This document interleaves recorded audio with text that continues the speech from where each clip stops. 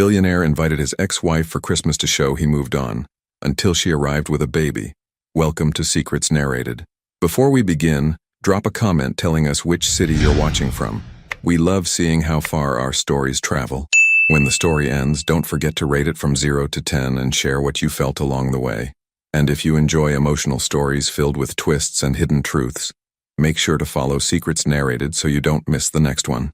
Now, sit back, relax, and enjoy every detail.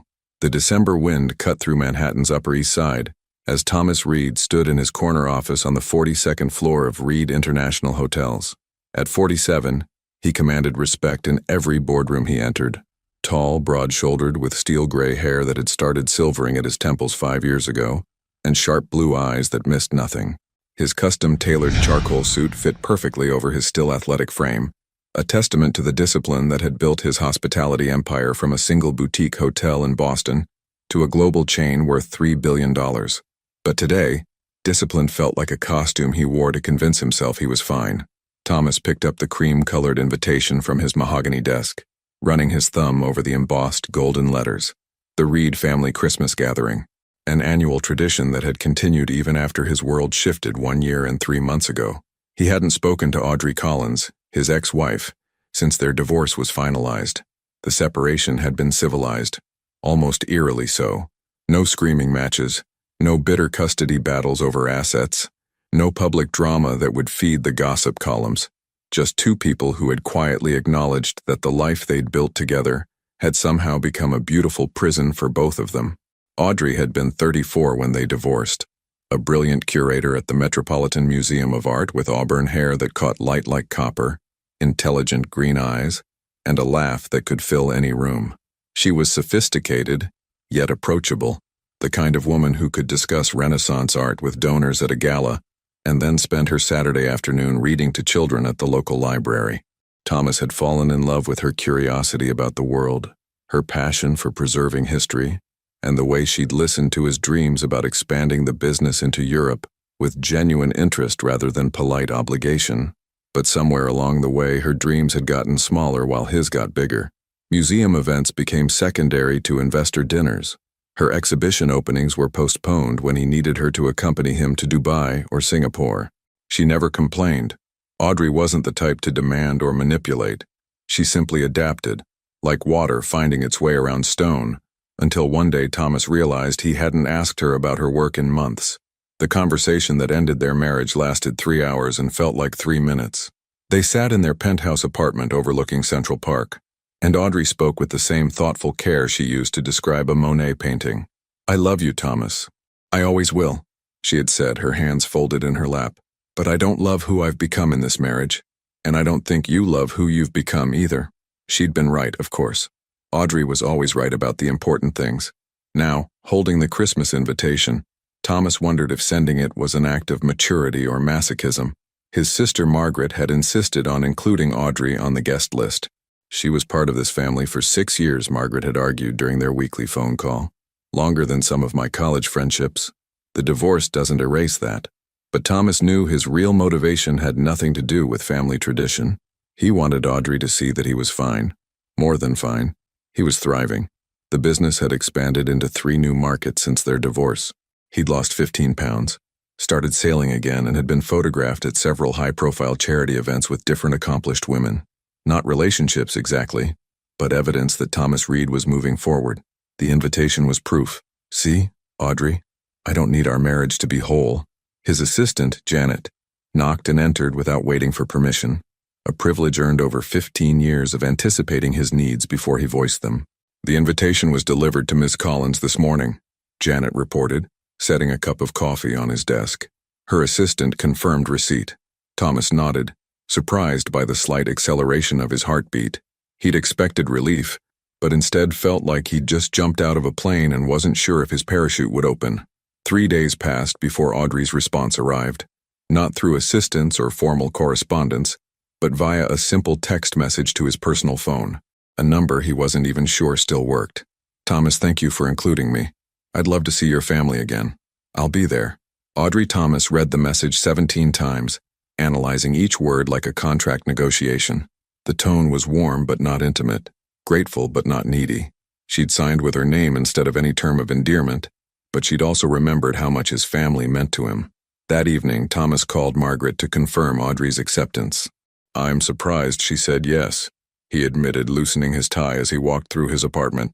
"I thought she might find an excuse to decline." "Why would you think that?" Margaret's voice carried that particular note of sisterly irritation that meant he'd missed something obvious. "Audrey loved our family, Thomas. She probably missed us." The word "missed" settled uncomfortably in Thomas's chest. He'd constructed this entire scenario around proving his independence, but it hadn't occurred to him that Audrey might have her own complex feelings about seeing them again.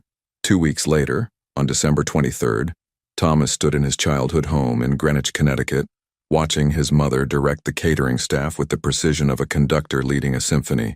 The house looked like something from a magazine. Garlands draped perfectly along the banister, a 12-foot Douglas fir in the living room adorned with ornaments collected over 4 decades of Reed family Christmases, and enough food to feed half of Connecticut. His brother David arrived first with his wife and twin daughters, followed by Margaret and her husband, then various cousins and close family friends.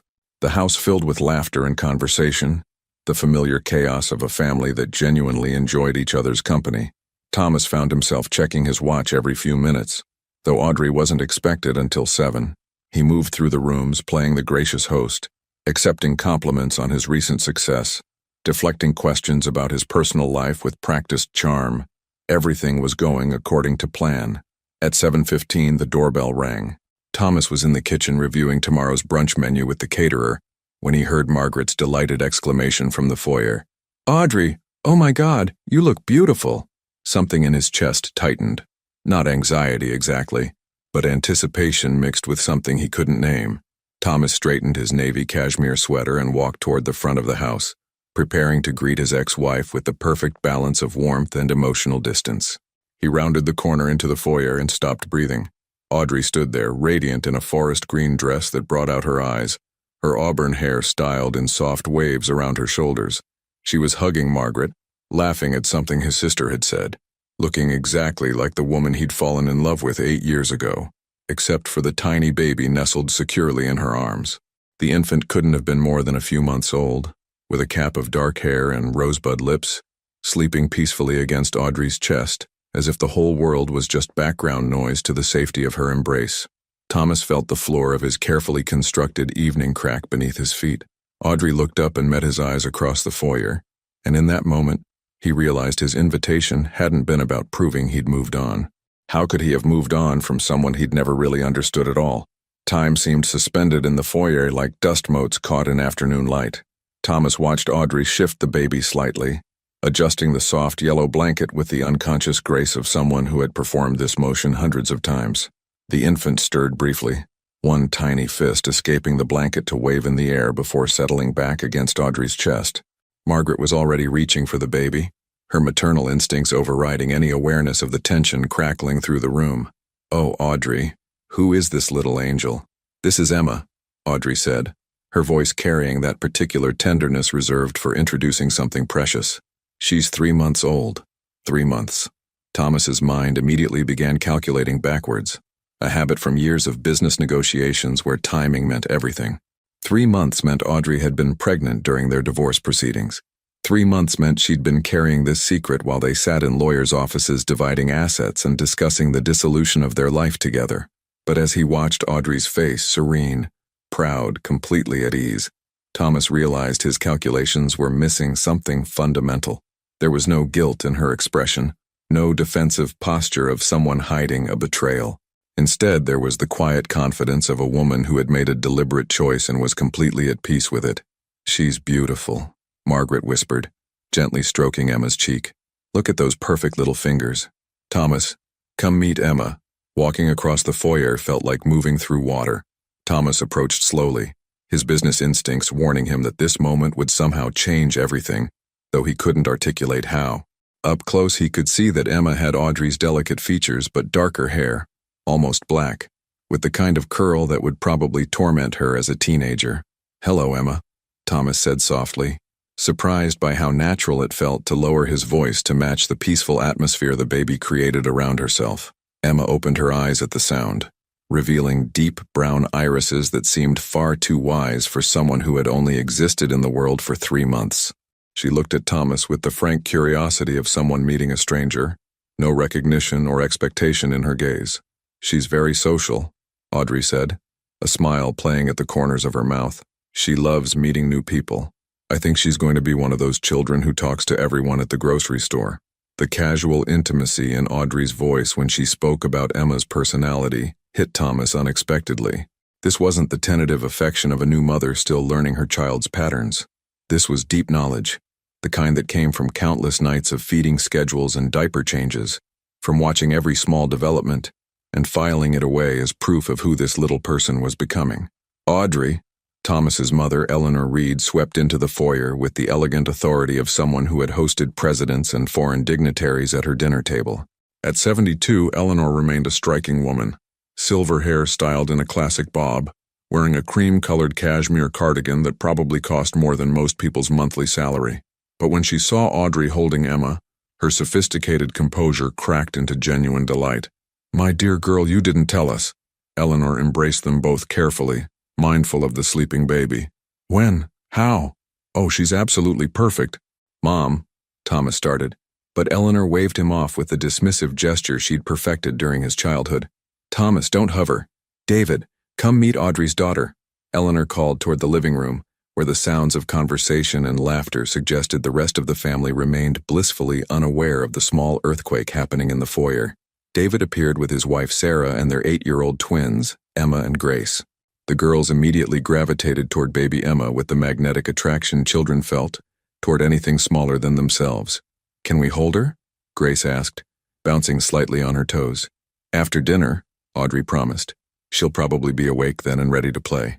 Sarah, who had navigated enough family gatherings to recognize undercurrents, stepped smoothly into the role of diplomatic hostess. "Audrey, you must be exhausted from traveling with a baby. Can I show you where you can change her if needed? We set up the guest room upstairs with everything you might need." As the group began moving toward the living room, Thomas found himself walking beside Audrey, close enough to catch the familiar scent of her perfume, something light and floral that she'd worn since their second date. But underneath it was something new, the faint sweet smell of baby powder and that indefinable scent of infant that somehow triggered protective instincts even in strangers. "She's beautiful, Audrey," Thomas said quietly, his voice carefully neutral. "Truly." Audrey glanced at him, and for a moment he saw something flicker across her face. Not guilt or defiance, but perhaps a kind of sadness. "Thank you. She's the best thing I've ever done." The simplicity of her statement hit him like a physical blow. Not the best thing that had happened to her, but the best thing she had done.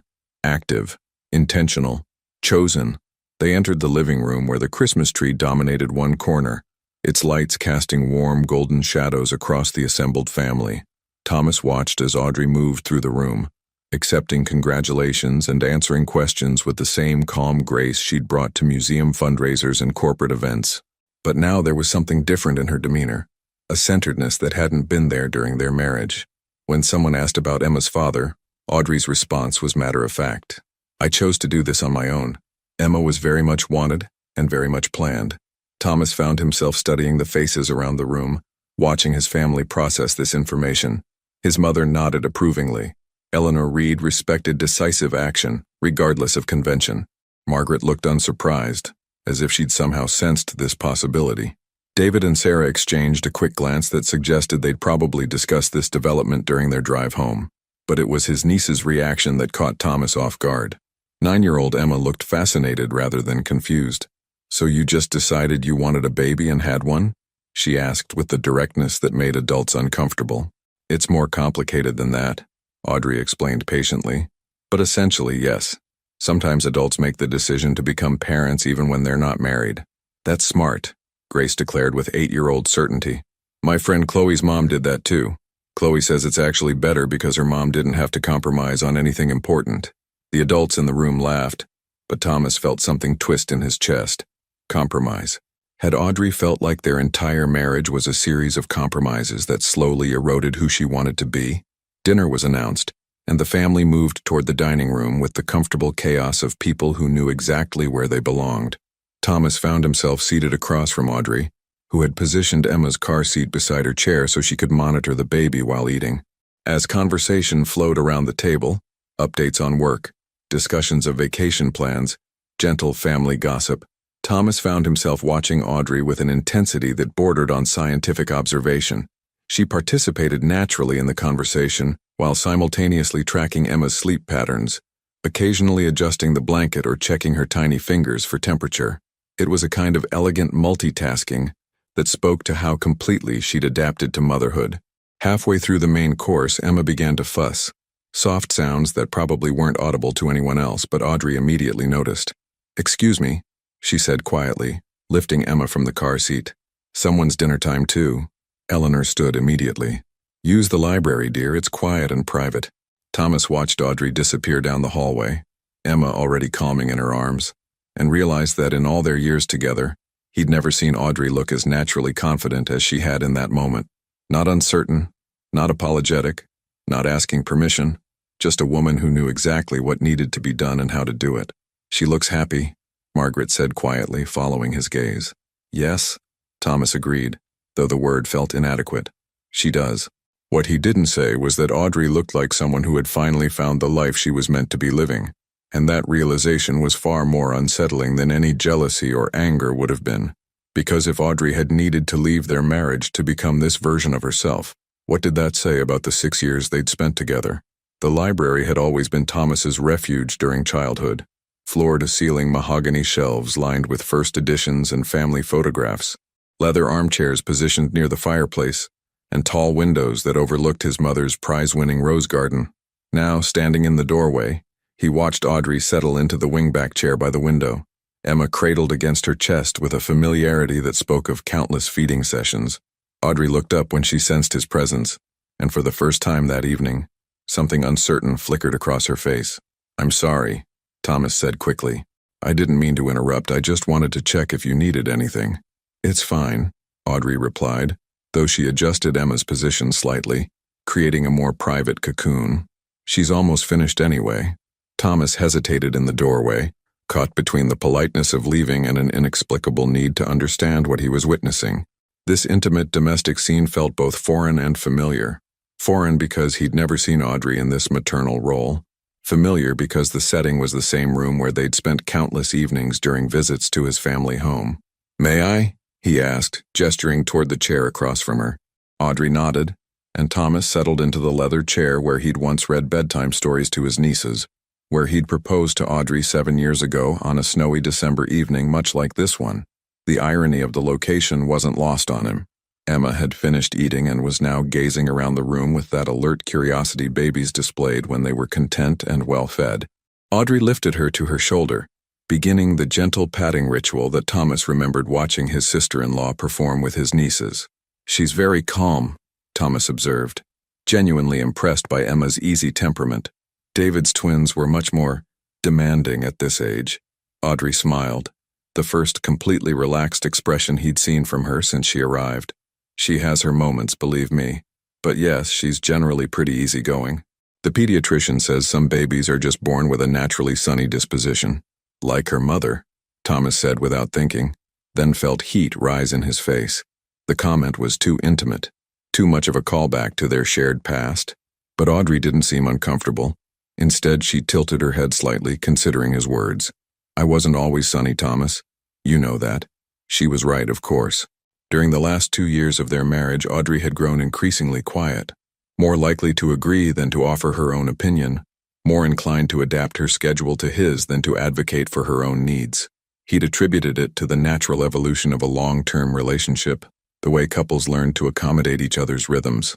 Now, watching her confident ease with Emma, he wondered if what he'd interpreted as harmony had actually been Audrey slowly disappearing. "Can I ask you something?" Thomas said, his business instincts warning him that this was dangerous territory, but his personal curiosity overriding caution. Audrey adjusted Emma against her shoulder, buying herself a moment before responding. "Depends on the question.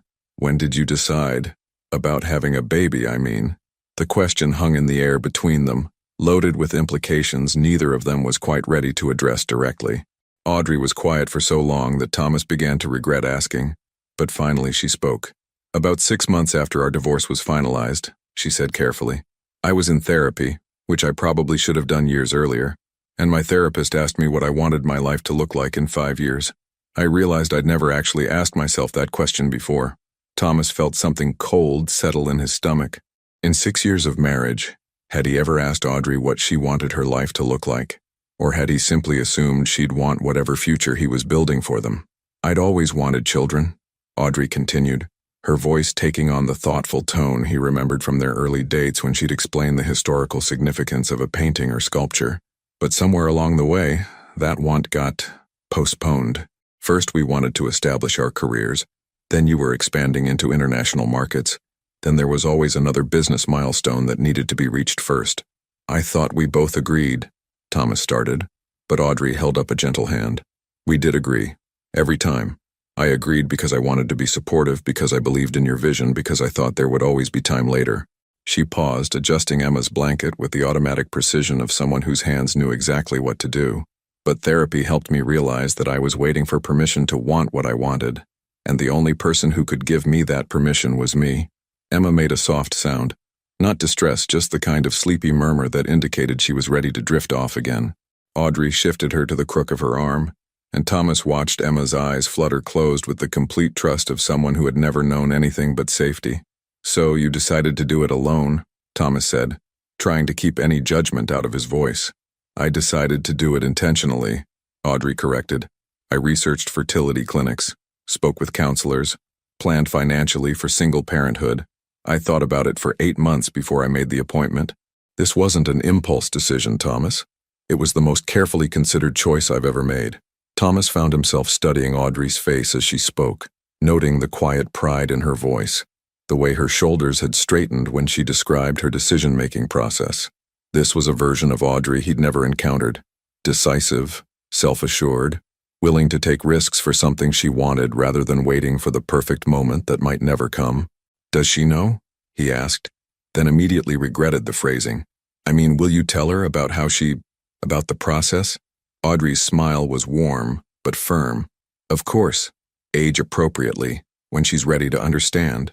I want Emma to know that she was desperately wanted, carefully planned for, and that choosing to become her mother was the best decision I ever made. There's nothing shameful about any part of her story. The certainty in Audrey's voice made something ache in Thomas's chest. When had she become so clear about her values, so unafraid to stand behind her choices? During their marriage, he'd often found himself making decisions for both of them, assuming he was being protective rather than controlling. Now he wondered if what he'd called leadership had actually been a slow erosion of Audrey's confidence in her own judgment. Your family is being wonderful about this, Audrey said, shifting the conversation away from the more charged territory they'd been navigating. I wasn't sure how they'd react. They love you, Thomas said simply. The divorce didn't change that. Audrey looked at him directly then, and Thomas felt the full force of her attention in a way he hadn't experienced in years. What about you, Thomas? How are you reacting? The question caught him off guard, probably because he'd been so focused on trying to appear unaffected that he hadn't actually examined his own emotional response. How was he reacting? Surprised, certainly. Unsettled in ways he couldn't quite articulate. But underneath those surface reactions was something more complex, a kind of mourning for possibilities he'd never even realized existed. Thomas paused, searching for honesty rather than diplomacy. I'm realizing there was a lot about you I never understood. Audrey's expression softened, and for a moment she looked like the woman he'd fallen in love with, curious, engaged, willing to explore difficult conversations rather than avoid them. We were very young when we got married, she said gently. I'm not sure either of us understood who we were well enough to help the other person understand us. Emma stirred against Audrey's chest, making the kind of small sounds that indicated she was transitioning between sleep cycles. Audrey began the gentle swaying motion that seemed to be hardwired into every mother's muscle memory. I should probably get her back to the car seat, Audrey said. She sleeps better when she's not being held constantly. Thomas stood as Audrey rose from her chair, and for a moment they were standing close enough that he could see the tiny freckles across her nose that had appeared during their honeymoon in Italy, close enough to notice that she'd changed perfumes. This one was warmer, more confident than the delicate floral scent she'd worn during their marriage. Audrey, he said as she moved toward the door. She turned back, Emma sleeping peacefully against her shoulder. You look happy, Thomas said. the words coming out more vulnerable than he'd intended. Really happy. I just wanted you to know that I can see it. Something shifted in Audrey's expression. Surprise, maybe, or gratitude. Thank you, she said quietly. I am happy. For the first time in a long time, I'm exactly where I'm supposed to be. As Thomas watched her walk back toward the dining room, Emma secure in her arms, he realized that his carefully planned evening had already gone completely off script. He'd invited Audrey to prove that he'd moved on, that he was thriving without their marriage. Instead, he was beginning to understand that the real question wasn't whether he'd moved on from Audrey. It was whether he'd ever really known her at all. When Thomas returned to the dining room, the conversation had shifted to David's latest sailing adventure in the Caribbean. His brother was describing a particularly challenging day when they'd encountered unexpected weather, using the animated hand gestures that always accompanied his best stories. The family listened with the indulgent attention of people who'd heard similar tales before, but still enjoyed David's enthusiasm. Audrey had settled back into her seat, Emma now sleeping peacefully in her car seat beside the table. Thomas noticed how naturally Audrey participated in the conversation, while simultaneously monitoring Emma's breathing patterns, occasionally adjusting the blanket with movements so subtle they were almost unconscious. It was a kind of elegant multitasking that spoke to how completely motherhood had integrated into her identity. Remember when Thomas capsized his sunfish when he was 14? Margaret was saying, grinning at her brother. Dad had to rescue him with the motorboat because he was too embarrassed to swim to shore in front of the sailing instructor. I was not embarrassed, Thomas protested, settling back into his chair. I was being strategic. The water was freezing. You were being dramatic, Eleanor corrected with the fond exasperation of a mother who'd witnessed decades of her children's various attempts at maintaining dignity. You sat on that overturned boat for 20 minutes like you were waiting for the Coast Guard. The family's laughter felt warm and familiar, the kind of gentle teasing that came from a lifetime of shared experiences. Thomas found himself relaxing into the rhythm of it, until he noticed Audrey watching him with an expression he couldn't quite decipher. During their marriage, Audrey had always seemed slightly outside these family moments, not unwelcome, but not quite native to their particular brand of affectionate chaos. She'd participated politely, laughed at the right moments, but Thomas had always sensed a reserve in her, as if she were translating the experience rather than simply living it. Now, though, she looked completely at ease, not performing belonging, but actually belonging. What about you, Audrey? Sarah asked, cutting into a slice of Eleanor's famous apple tart. Any sailing disasters in your past? Audrey smiled, shifting slightly so she could see Emma while talking. I'm actually a terrible sailor. The one time Thomas took me out on his boat, I spent the entire afternoon convinced we were going to capsize. I think I may have left permanent finger marks on the safety rail. That's not true, Thomas said, surprised by the memory surfacing so clearly. You loved it once you relaxed. You said the water looked like liquid emeralds. I did say that, Audrey agreed, and something in her tone made Thomas look at her more carefully. I had forgotten you remembered. The comment hung in the air with unexpected weight. Thomas realized he'd been unconsciously cataloging moments like this all evening. Small details about Audrey that he'd stored away without thinking about them. Fragments of their shared history that apparently meant more to him than he'd admitted to himself. Speaking of sailing, David interjected, clearly sensing the conversational current needed redirecting. Thomas, are you still planning that yacht charter in the Mediterranean this spring? Thomas had completely forgotten about the trip he'd booked 6 months ago. A sailing tour through the Greek islands that was supposed to represent his liberation from married life, his return to the adventures he'd enjoyed before settling down. Yes, he said automatically, though I'm not sure about the timing anymore. Business conflicts? Eleanor asked with the knowing tone of someone whose son had been canceling personal plans for business reasons his entire adult life. Thomas started to nod, then caught himself. The truth was that the idea of sailing through the Mediterranean alone, or with whatever attractive companion he might invite, no longer held the appeal it had when he'd made the reservation. Somewhere between booking the trip and this moment, his vision of what constituted an ideal vacation had shifted in ways he couldn't quite explain. Just reconsidering, he said finally. Emma stirred in her car seat, making soft sounds that weren't quite crying but indicated she was transitioning back toward wakefulness. Audrey immediately leaned over, her attention shifting with the automatic focus of someone whose primary responsibility was always listening for these subtle cues. Someone's ready for her evening social hour, Audrey said, lifting Emma from the car seat with practiced efficiency. Emma's eyes opened, bright and alert. scanning the faces around the table with the frank curiosity Thomas was beginning to recognize as characteristic. "May I hold her?" Eleanor asked, extending her arms with the confidence of a woman who'd successfully raised 3 children and helped with numerous grandchildren. Audrey transferred Emma to Eleanor's arms, and Thomas watched his mother's face transform as she looked down at the baby. Eleanor had always been elegant, controlled, the kind of woman who could host a dinner party for 30 without breaking a sweat. But holding Emma brought out something softer, more unguarded. "Hello, beautiful girl," Eleanor murmured, automatically beginning the gentle swaying motion that seemed to be universal among women who'd spent time with infants. "Aren't you just perfect?" Emma stared up at Eleanor with solemn attention, as if she were memorizing this new face for future reference. Then, unexpectedly, she smiled. Not gas, not a reflexive expression, but a genuine social smile that lit up her entire face. The effect on the table was immediate. Even David, who was typically more interested in boats than babies, leaned forward to get a better look. "She's flirting with you, Mom," Margaret laughed. "Look at that smile. She knows quality when she sees it," Eleanor said with mock seriousness, though her voice was warm with genuine delight. "Smart girl." Thomas found himself studying the scene with an intensity that surprised him. This was what he'd imagined when he'd sent the invitation. His family, his home, everyone gathered around his table sharing affection and laughter. But he'd envisioned himself at the center of it, the successful host who'd created this perfect evening. Instead, he felt like an observer at his own gathering, watching Audrey integrate seamlessly into his family's dynamics, while he struggled to understand his place in the picture. "She's beautiful, Audrey," his father said quietly. Robert Reed rarely spoke during family dinners, preferring to listen and observe, but when he offered an opinion, everyone paid attention. You can see the intelligence in her eyes already. "Thank you," Audrey said, and Thomas could hear the genuine pleasure in her voice. "She's very alert. The pediatrician says she's meeting all her developmental milestones early." Pride.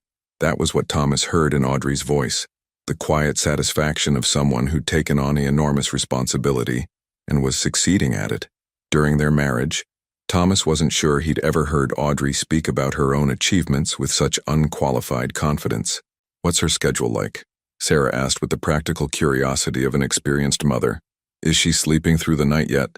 As Audrey launched into a detailed description of Emma's sleep patterns, feeding schedule, and emerging personality traits, Thomas realized he was witnessing something he'd never seen during their marriage.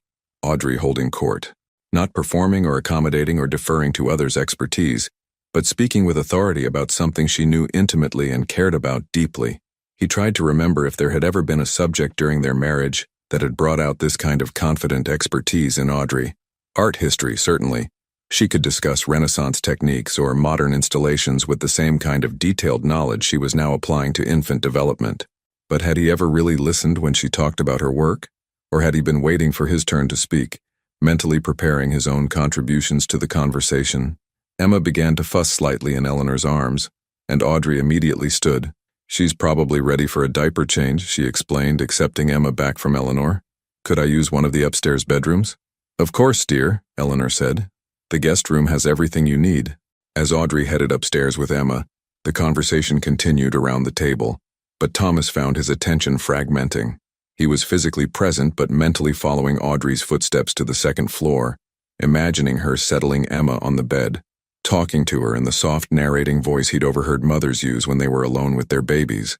"You're being awfully quiet tonight," Margaret observed, leaning closer to Thomas. "Everything all right?"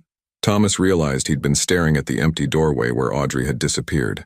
"Fine," he said, forcing his attention back to the table. "Just thinking." "About?" The honest answer was too complicated to explain at a family dinner. He was thinking about the version of Audrey he was discovering tonight, confident, decisive, genuinely happy, and wondering if she'd always been capable of becoming this person, or if leaving their marriage had somehow unlocked qualities that had been dormant during their years together. He was thinking about the Mediterranean sailing trip he'd booked as a symbol of his independence, and wondering why the idea now felt hollow rather than exciting.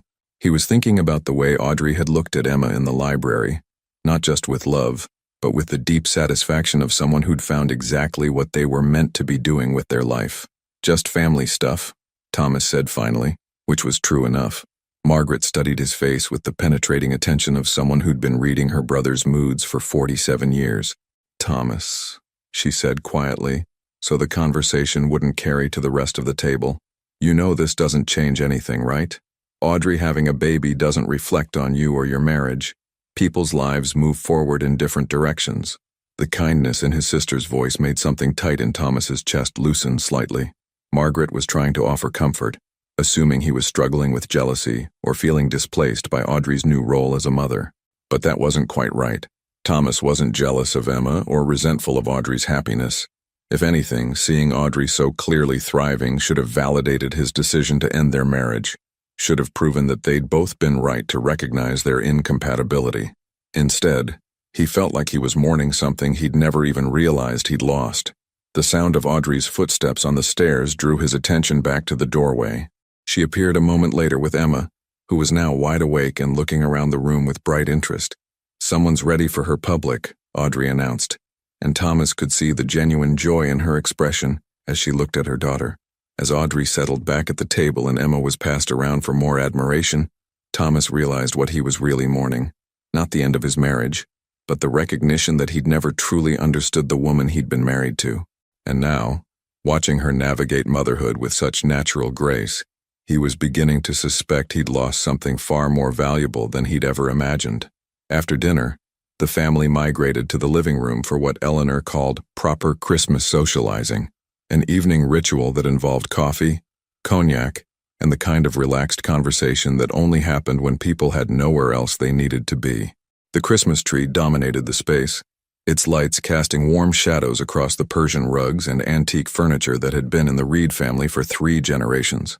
Thomas found himself positioned near the fireplace, a crystal tumbler of aged cognac in his hand, watching as Emma became the evening's undisputed center of attention. She was fully awake now, alert and social, charming his normally reserved father into making silly faces and coaxing delighted laughter from his nieces.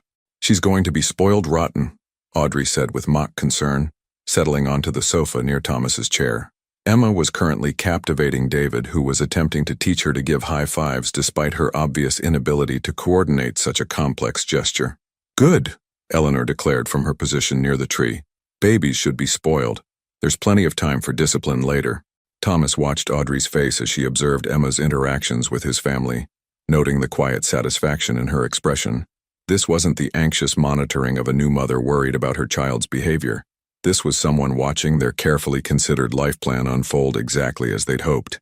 She's very social, Thomas observed, genuinely impressed by Emma's apparent comfort with strangers. Is that typical for her age? Audrey turned toward him, and Thomas was struck by how natural it felt to be discussing Emma's development with her, as if they were co-conspirators in appreciating this remarkable small person, rather than virtual strangers connected only by shared history. Her pediatrician says some babies are just naturally extroverted, Audrey explained. She's been like this since birth, curious about faces, responsive to voices. I think she's going to be one of those children who makes friends everywhere she goes. The pride in Audrey's voice when she talked about Emma was unmistakable, but it was pride without the desperate edge Thomas sometimes heard from parents who seemed to need their children's achievements to validate their own choices. Audrey spoke about Emma the way art historians discussed a masterpiece they'd been privileged to study, with deep appreciation, but no sense of ownership. Have you thought about going back to the Met? Thomas asked, then immediately wished he could retract the question. It was too personal, too much of a callback to their shared past when Audrey's career had been a frequent source of discussion between them. But Audrey didn't seem uncomfortable with the question. Actually, I've been consulting with smaller galleries, she said. Projects I can manage from home, at least while Emma's young. It turns out there's a lot of demand for someone who can authenticate pieces and write catalog essays without requiring a traditional office schedule. Thomas felt a familiar flicker of what he recognized as professional admiration. During their marriage, Audrey had been one of the most respected junior curators at the Metropolitan Museum, known for her meticulous research and her ability to spot forgeries that fooled more experienced collectors. She'd given up a promotion opportunity when Thomas's business expansion required more travel, and though she'd never complained, Thomas now wondered if that sacrifice had been the beginning of a slow erosion of her professional identity. That's smart, Thomas said. Flexible but still using your expertise. It's perfect, actually, Audrey replied, and Thomas could hear genuine contentment in her voice. I get to work with beautiful objects, contribute to the art world, and still be present for Emma's development. I never thought I'd be able to have both. The phrase hung between them with uncomfortable weight. Thomas realized that during their marriage, Audrey probably had believed she'd never be able to have both career satisfaction and motherhood, not because the combination was impossible, but because the life they'd built together hadn't allowed space for her to pursue both simultaneously. Emma made a happy gurgling sound from David's lap, drawing everyone's attention. She was reaching toward the Christmas tree lights with the focused intensity of someone discovering that the world contained beautiful, inexplicable things. "She loves lights," Audrey said, moving to retrieve Emma before she could grab anything fragile. "We spend a lot of time looking at the Christmas decorations in our neighborhood. She gets very serious about studying all the colors." "Where are you living now?" Margaret asked as Audrey settled Emma back against her chest. "Upper West Side," Audrey replied. "A 2-bedroom near the park. It's smaller than what Thomas and I had, but it's perfect for Emma and me. Lots of natural light for her to look at, close to the pediatrician, and there's a playground 3 blocks away for when she's older." Thomas knew the building she was describing, a pre-war structure with high ceilings and original hardwood floors. During their marriage, they'd lived in a penthouse on the Upper East Side, all marble countertops and floor-to-ceiling windows with views of Central Park. Beautiful, certainly, but not particularly warm. Audrey's current apartment sounded like a home rather than a showcase. "And you're managing financially?" Eleanor asked with the practical concern of someone who'd raised children during leaner times. Consulting work can be unpredictable. Thomas tensed slightly, recognizing this as potentially sensitive territory. During their divorce, he'd been generous with the settlement. More than generous, actually. But he'd also known that Audrey's earning potential as a museum curator was limited compared to his business income. "I'm doing well," Audrey said simply. "I planned carefully before Emma was born, and the consulting work pays better than I expected. Plus, I have fewer expenses now. No need for the kind of wardrobe I needed for corporate events, no pressure to maintain a certain lifestyle. It's liberating, actually." Thomas felt something twist in his chest at the word pressure. Had Audrey felt pressure during their marriage to maintain a lifestyle that didn't feel natural to her? He'd thought he was providing for her, creating opportunities for them to enjoy the success his business had generated. Now he wondered if what he'd experienced as generosity, Audrey had experienced as obligation. "There's something to be said for simplicity," Robert observed quietly. Thomas's father had always been a man of few words, but when he spoke, his comments carried the weight of considered thought. "Too many options can make it harder to appreciate what you have." Audrey smiled at Robert with genuine warmth. "Exactly. I know what my priorities are now, and everything else feels optional rather than essential." The conversation continued around them, Margaret asking about Emma's sleep schedule, David sharing stories about his twins' latest adventures, Eleanor planning tomorrow's breakfast menu. But Thomas found himself mentally cataloging the differences between this version of Audrey and the woman he'd been married to. This Audrey spoke with quiet authority about her choices. This Audrey seemed to take up exactly the amount of space she needed rather than shrinking to accommodate others' expectations. This Audrey looked directly at people when she talked to them, instead of glancing at Thomas to gauge his reaction to her contributions. "I should probably start thinking about heading home soon," Audrey said as Emma began showing signs of evening fussiness. "Someone's going to want her bedtime routine." "You're welcome to stay," Eleanor offered immediately. "The guest room is ready, and it might be easier than driving back to the city with a tired baby." Thomas felt his pulse quicken at the possibility of Audrey staying overnight, not because he wanted to extend whatever emotional excavation was happening between them, but because the idea of her leaving felt premature. There were too many questions still unasked, too many pieces of understanding that felt just beyond his reach. "That's very kind," Audrey said, "but Emma sleeps better in her own crib, and I have a consultation call tomorrow morning. One of the advantages of working with West Coast galleries is that they accommodate East Coast parenting schedules." She stood, beginning the process of gathering Emma's belongings with the efficient movements of someone who'd mastered the logistics of traveling with an infant. Thomas watched her check the diaper bag, adjust Emma's outfit, and wrap her in the soft blanket that had somehow become essential to the baby's comfort. "I'll walk you to your car," Thomas said, standing as well. Audrey looked at him with mild surprise but nodded. "Thank you." The goodbye process took another 15 minutes. Hugs from everyone, promises to visit again soon, Eleanor pressing leftover dessert into a container for Audrey to take home. Emma accepted all the additional attention with the patient tolerance of someone who'd learned that departures involved a lot of adult inefficiency. Finally, Thomas found himself walking beside Audrey toward her car, a practical SUV that had replaced the sleek sedan she'd driven during their marriage. Emma was secured in her car seat, already drowsing despite the cold air. "Thank you for including me tonight," Audrey said as they reached her car. "Your family has always been important to me." "They love you," Thomas replied, then added more quietly, "We all do." Audrey looked at him directly, and in the glow from the streetlight, Thomas could see something complicated in her expression. Affection, perhaps, but also a kind of gentle sadness. "I know," she said simply, "and I love all of you too. But love isn't always enough, is it?" The question hung in the cold air between them like visible breath. Thomas knew she was referring to their marriage, to the slow dissolution of something that had begun with genuine affection, but had somehow become insufficient to sustain the life they were trying to build together. "Audrey," Thomas said, though he wasn't sure what he wanted to follow the word. She waited, her hand on the car door handle, giving him space to continue if he chose to.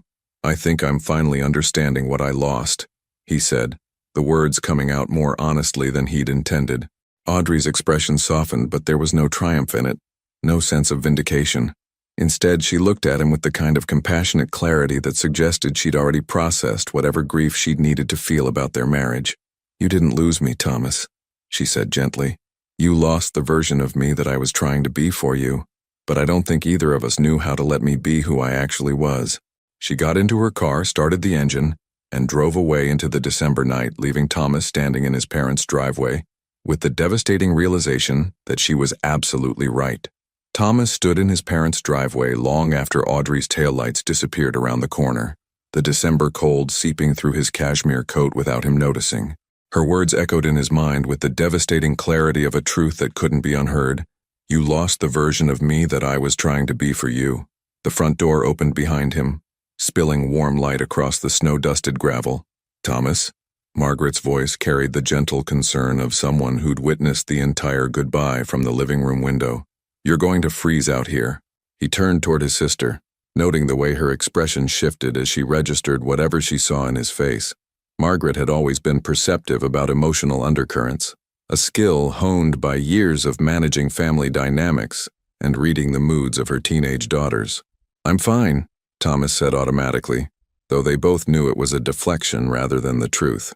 "Come inside," Margaret said, stepping out onto the porch despite the cold.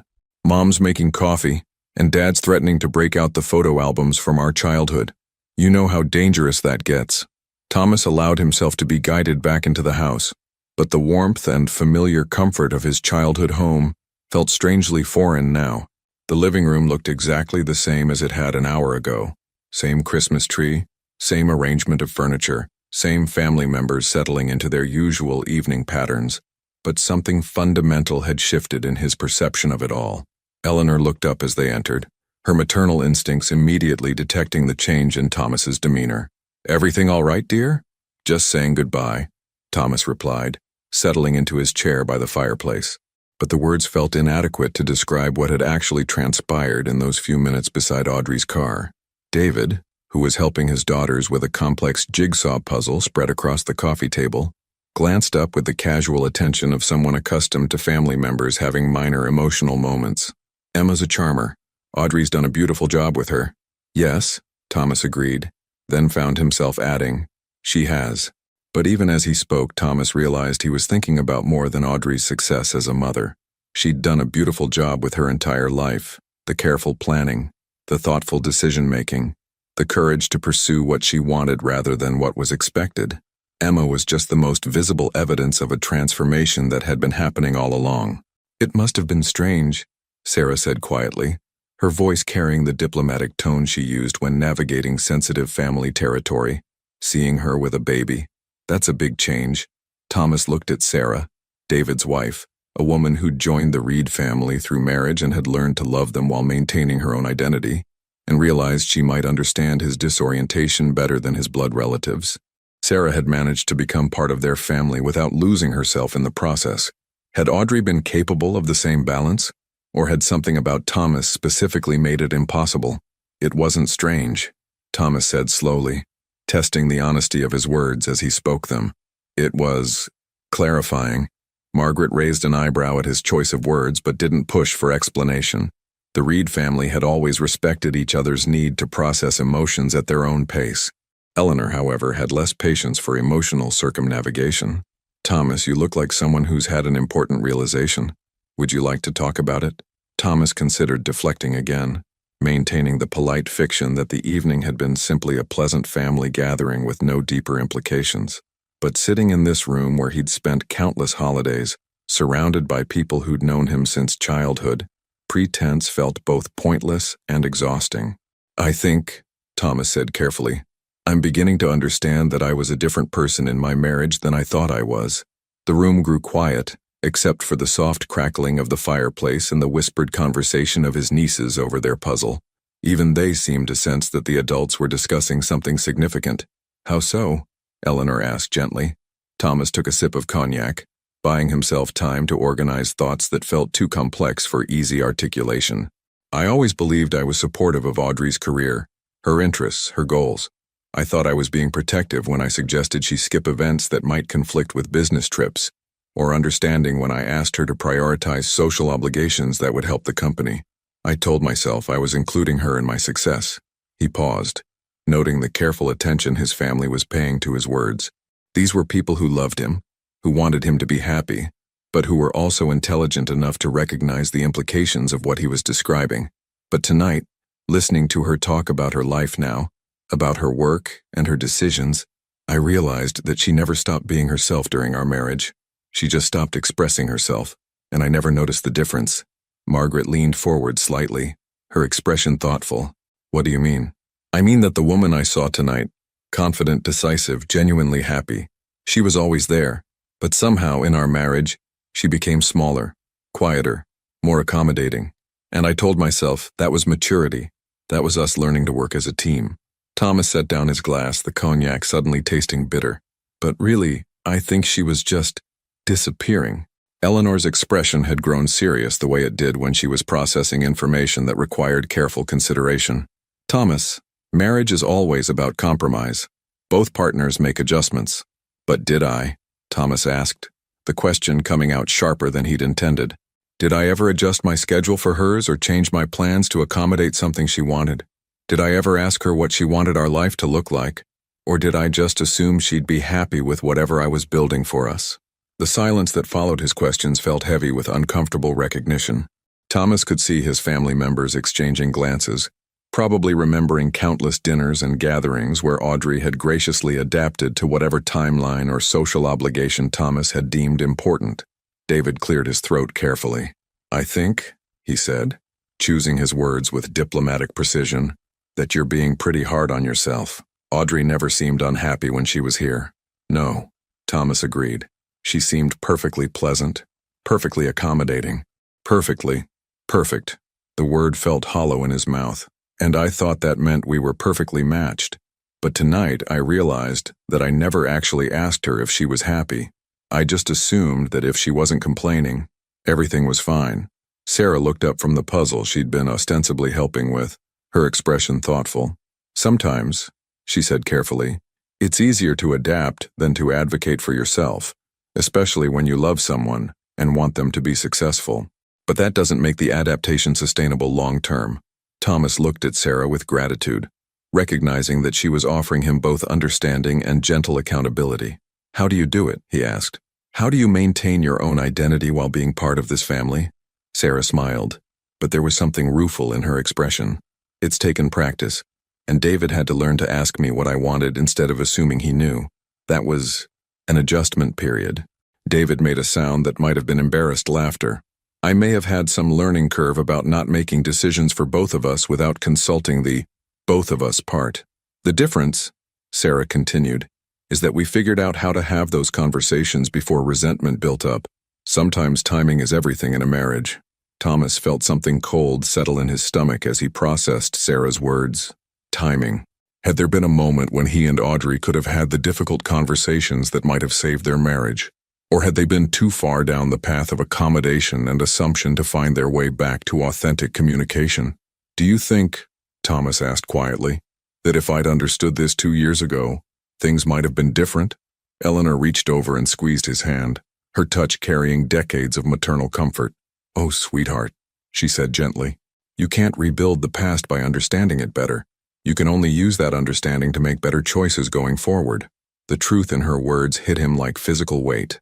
Thomas realized he'd been unconsciously hoping that his newfound insight about their marriage might somehow create an opportunity to repair what had been broken. But Audrey wasn't unhappy now, wasn't struggling, wasn't looking for rescue or reconciliation. She was thriving in the life she'd built for herself and Emma. "She looked so happy," Thomas said, more to himself than to his family. "Genuinely, completely happy. I don't think I've ever seen her look that confident in her own choices." "That's a good thing, isn't it?" Margaret asked gently. "Yes," Thomas said immediately. "Of course it is. I want her to be happy. He trailed off, unsure how to articulate the complexity of his emotions. "You just wish you'd been able to make her that happy," Eleanor finished for him. Thomas nodded, grateful that his mother had understood what he couldn't quite say. "I keep thinking about all the times she deferred to my judgment, all the opportunities she passed up to support my career moves, all the ways she made herself smaller to fit into the life I was creating. And she never complained. She never even seemed to resent it." "Maybe," Robert said quietly, speaking for the first time since they'd returned to the living room. "She didn't resent it at the time. Maybe she thought that was what love looked like, supporting your partner's dreams even when it meant postponing your own." Thomas looked at his father, surprised by the insight. Robert rarely offered commentary on emotional dynamics, preferring to leave such conversations to Eleanor and Margaret. But when he spoke about relationships, his observations carried the weight of a 50-year marriage that had weathered its own challenges and adaptations. "But that's not sustainable," Thomas said. "No," Robert agreed. "It's not. Eventually, postponing your dreams becomes the same as abandoning them, and that changes a person, whether they realize it or not." The room fell quiet again as everyone processed the implications of Robert's words. Thomas found himself thinking about the Mediterranean sailing trip he'd booked, wondering if his vision of solitary adventure had been another form of self-deception. Had he been planning to sail alone because he genuinely preferred solitude, or because he'd never learned how to share experiences with a partner who had her own opinions about what constituted adventure?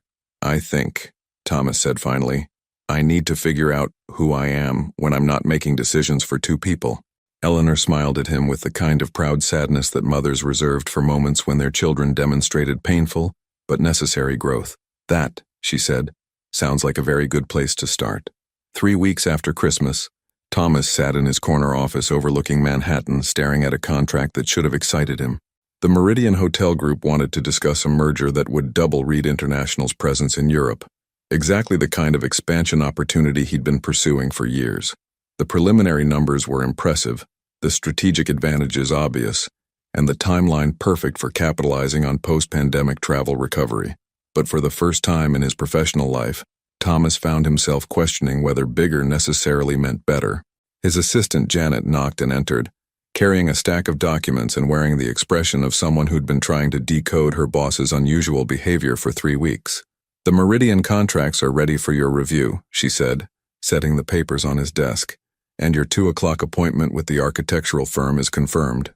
Thomas glanced at the contracts without really seeing them. "Janet, can I ask you something?" She paused, clearly surprised by the question. In 15 years of working together, their relationship had been professionally warm but rarely personal. "Of course. When you make major decisions about your career, your life, how do you know if you're choosing what you actually want or just what seems like the logical next step?" Janet studied his face with the careful attention of someone trying to determine if this was a philosophical question or a request for genuine advice. "I suppose," she said slowly, "I try to imagine explaining the decision to someone I respect. If I can't articulate why it excites me beyond just the practical benefits, that usually tells me something." Thomas nodded, appreciating the simplicity of her approach. "And what if you realize you've been making decisions based on momentum rather than intention for a long time? Then I guess you start making different decisions," Janet said matter-of-factly. "It's not like the previous choices were wrong necessarily. They got you where you are. But if where you are doesn't feel like where you want to be, then it's information you can use going forward." After Janet left, Thomas found himself thinking about momentum versus intention. For the past 20 years, his professional choices had followed a clear trajectory: grow the business, expand into new markets, increase revenue, acquire competitors. Each decision had been logical, strategic, successful by any measurable standard. But when had he last made a business choice because it genuinely excited him rather than because it fit the pattern of growth he'd established? His phone buzzed with a text message interrupting his contemplation. Margaret, Emma's first playdate this Saturday at Audrey's apartment. Thought you might want to know she's settling into NYC life. Thomas stared at the message longer than necessary, surprised by the small pang of, what? Not quite jealousy, but something adjacent to it. Margaret had apparently maintained contact with Audrey in the weeks since Christmas, which made perfect sense. Their friendship had never been contingent on Thomas and Audrey's marriage. But the casual mention of Audrey's life continuing, evolving, creating new routines and relationships reminded Thomas that while he'd been processing revelations about their past, she'd been steadily building her future. He typed back, "That's nice. How's she doing?" Margaret's response came quickly. "Really well. She seems to have found her rhythm with the consulting work, and Emma is apparently already trying to crawl ahead of schedule, according to the baby books." Thomas smiled despite himself, remembering Emma's alert curiosity during Christmas dinner. Of course she would be an early achiever. She'd inherited Audrey's intelligence and determination after all. But the thought also brought an unexpected wave of something that felt uncomfortably like loss. He was missing these milestones, these small developments that marked Emma's growth from infant to person. Not because he had any right to witness them, but because he'd somehow become invested in this small human's progress during a single evening. That afternoon's meeting with the architectural firm proved more revealing than Thomas had anticipated. The project was a redesign of the flagship Reed International Hotel in Boston, a property that had been in his family since his grandfather's time, the foundation upon which the entire business had been built. "Our vision," the lead architect explained, pulling up digital renderings on her tablet, "is to honor the building's historic character while creating spaces that feel completely contemporary. We want guests to experience both the gravitas of the original architecture and the innovation of modern luxury hospitality." Thomas studied the proposed designs, noting how seamlessly they balanced preservation with progress. The lobby maintained its soaring ceilings and original marble floors, but incorporated sleek furniture and contemporary lighting. The guest rooms preserved the building's elegant proportions, while adding state-of-the-art technology and modern amenities. "It's about respecting what came before while making space for what's possible now," the architect continued. "Sometimes the most revolutionary thing you can do is know which elements deserve to be preserved and which ones need to evolve." The comment hit Thomas with unexpected force. He found himself thinking about his conversation with Audrey on Christmas night, about her observation that some endings weren't failures but liberations. Maybe the same principle applied to other areas of life. Maybe knowing when to preserve and when to evolve was a skill that extended beyond architecture and interior design. "How do you determine what to preserve?" Thomas asked. "We look for elements that serve both functional and emotional purposes," the architect explained. "Features that not only work well, but that create meaningful connections for the people who experience the space. Sometimes what seems outdated is actually timeless, and sometimes what seems essential is just habitual." Thomas nodded, but his mind was working on a different level entirely. How much of his life was built on elements that served genuine purposes versus things that had simply become habitual? The penthouse apartment where he lived alone, the social obligations that filled his calendar, the business expansion strategies that followed predictable patterns. How much of it reflected intentional choice versus momentum? That evening, instead of staying late at the office as had become his routine, Thomas found himself walking through Central Park as winter darkness fell across the city. The pathways were nearly empty, lit by vintage-style street lamps that cast pools of warm light across the snow-covered grounds. He ended up at the reservoir, looking out across the water toward the west side skyline. Somewhere in that direction, Audrey was probably settling Emma into her evening routine, maybe reading to her, or singing the kind of lullabies that would become foundational memories. The life she was building seemed so purposeful, so aligned with what she actually wanted rather than what circumstances had arranged for her. Thomas pulled out his phone and, before he could second-guess the impulse, found Audrey's contact information. They hadn't spoken since Christmas night, and he wasn't even sure what he wanted to say. But something about the combination of the architectural meeting and the peaceful evening walk had left him feeling like he needed to. What? Apologize? Explain? Simply acknowledge what he was beginning to understand? He typed, "I've been thinking about what you said on Christmas night, about losing the version of you that you were trying to be for me. I think I'm finally starting to understand what that meant." He hesitated before sending it, recognizing that reaching out to his ex-wife with emotional insights probably violated several unspoken rules of post-divorce etiquette. But the message felt important in a way that transcended social convention, so he pressed send before he could overthink it. Audrey's response came 20 minutes later. "That's a hard thing to realize about yourself. How are you processing it?" The kindness in her response, no judgment, no triumph, just genuine curiosity about his emotional experience, reminded Thomas of one of the qualities that had made him fall in love with her in the first place. Audrey had always been generous with her attention when someone was struggling to understand something important. He wrote back, "I think I'm realizing that I've been living according to a blueprint I created years ago, without questioning whether it still fits who I am or what I actually want. Does that make sense?" "Perfect sense," came her reply. "I spent a lot of time in therapy working through similar questions. It's uncomfortable but ultimately freeing." Thomas found himself smiling at his phone, struck by how natural this conversation felt despite everything that had happened between them. This was the Audrey he remembered from their early relationship, thoughtful, insightful, willing to engage with complex emotional territory without trying to fix or judge. "Can I ask you something?" he typed. "Of course. How do you know when you're making choices that are authentically yours versus choices that just seem like what you should want?" The response took longer this time, and when it came, it carried the weight of careful consideration. "I think authentic choices feel scary and exciting at the same time. Safe choices just feel logical. The difference is whether you're moving toward something you want or away from something you're afraid of." Thomas read her message 3 times, letting the distinction settle into his consciousness. Moving toward versus moving away from. How many of his recent decisions had been motivated by fear of stagnation rather than genuine desire for what lay ahead? "Thank you," he wrote. "This helps more than you probably know." "You're welcome." "And Thomas, it's never too late to start making different choices. Emma is proof of that for me." As Thomas walked home through the quiet streets of Manhattan, Audrey's words echoed in his mind with the weight of possibility. It's never too late to start making different choices. For the first time in months, maybe years, Thomas felt like he was walking towards something rather than simply following the path he'd always been on. The question now was figuring out what that something might be.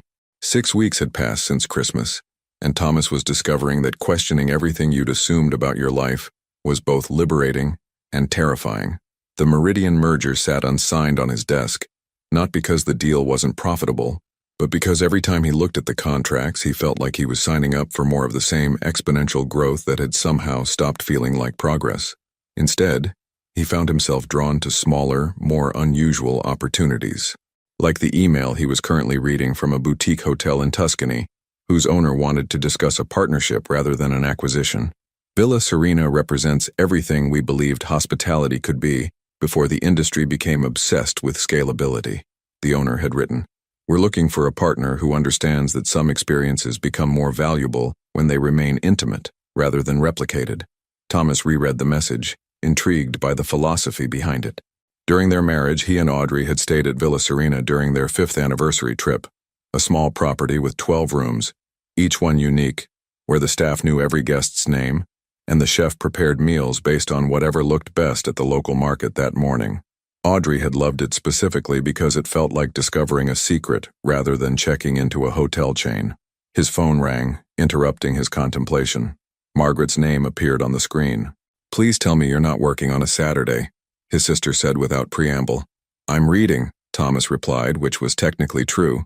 "What's going on?" "Emma's having her first playdate today, and Audrey invited the whole family to join afterward. Nothing formal, just coffee and catching up. Are you interested?" Thomas felt his pulse quicken in a way that had nothing to do with caffeine or business stress.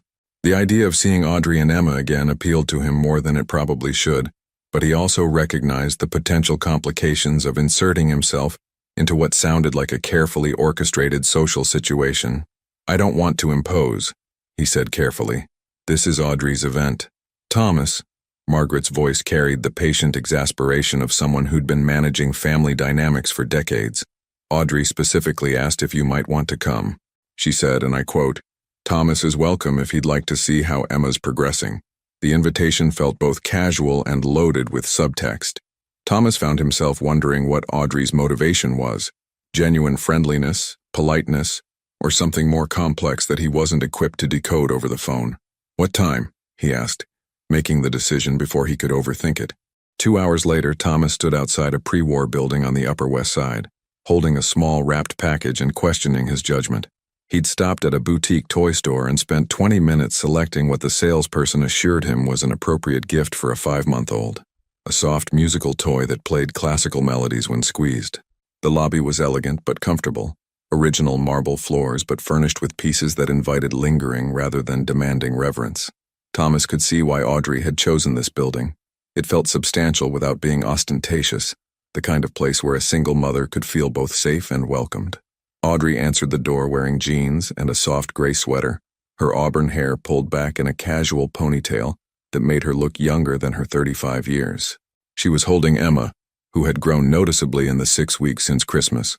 More alert, more interactive, regarding Thomas with the interested curiosity he was beginning to recognize as her standard approach to new situations. "Thomas," Audrey said, her smile warm but carefully measured. "I'm glad you could come. Emma, look who's here to visit." The apartment was exactly what Thomas had expected based on Audrey's description. 2 bedrooms with high ceilings, hardwood floors, and large windows that filled the space with natural light. But seeing it in person, he was struck by how completely it reflected this new version of Audrey. The walls were decorated with art prints and photographs, rather than the expensive original pieces they'd collected together. The furniture was comfortable and practical, rather than showcase-worthy. Everything felt deliberately chosen for functionality and pleasure rather than status. "This is beautiful," Thomas said, accepting Emma when Audrey offered to let him hold her. "It feels like a real home." Emma settled against his chest with the easy trust of a baby who'd never learned to be afraid of strangers. She was heavier than he remembered, more solid, and she studied his face with the kind of intense concentration that suggested she was filing away information about this new person in her expanding world. "Thank you," Audrey said, clearly pleased by his observation. "I wanted Emma to grow up somewhere that felt warm rather than perfect." The comment landed with gentle accuracy, reminding Thomas of their former penthouse apartment with its marble surfaces and carefully curated aesthetic. Beautiful, certainly, but not particularly welcoming to the chaos of daily living, let alone child-rearing. Margaret arrived with Eleanor a few minutes later, followed by David with his twin daughters, who immediately gravitated toward Emma with the fascination 8-year-olds reserved for babies they could help entertain. The apartment filled with the comfortable noise of family gathering, but Thomas noticed how naturally Audrey managed the social dynamics, making sure everyone had coffee, facilitating introductions between Emma and the other children, creating space for multiple conversations without seeming overwhelmed by hosting duties. "She's gotten so much bigger," Eleanor observed, settling onto the sofa near Thomas. "And look at that smile. She's going to be a heartbreaker." Emma was indeed smiling more readily now, responding to voices and facial expressions with the kind of social engagement that suggested she genuinely enjoyed human company. Thomas found himself making silly faces purely to provoke those delighted grins, surprised by how satisfying it was to entertain someone whose approval was based entirely on whether you were interesting enough to hold her attention. "The pediatrician says she's very advanced socially," Audrey said, settling into the chair across from them. "She's already trying to mimic facial expressions and responds to her name consistently." Thomas looked at Audrey as she spoke about Emma's development, noting the quiet pride that had replaced the anxiety he remembered from their early marriage. This version of Audrey spoke with authority about something she genuinely understood, without second-guessing herself or seeking validation from others. "Have you thought about childcare?" Margaret asked. "For when your consulting work gets busier?" "I've been researching nannies," Audrey replied. "I want to be selective, find someone who understands that I'm not looking for a substitute parent, just support so I can maintain some professional focus. Emma and I have a good rhythm now, and I don't want to disrupt that unless it's with the right person." Thomas found himself impressed by Audrey's approach to the practical challenges of single motherhood.